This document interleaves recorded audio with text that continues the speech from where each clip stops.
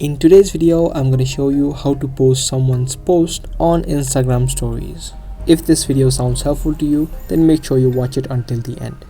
Now, in order to add any kinds of posts to your Instagram story, all you need to do is tap on this share icon right here, which should be underneath any post on Instagram.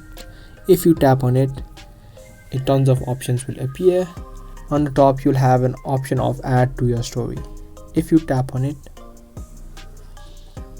the video or the photo that you chose will be automatically added to your story on Instagram.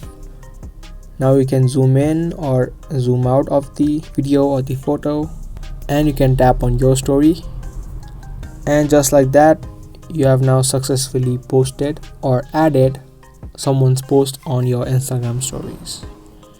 So I hope this video helped you out. If it did, subscribe and also give this video a thumbs up. That's gonna be all for today. Thanks for watching.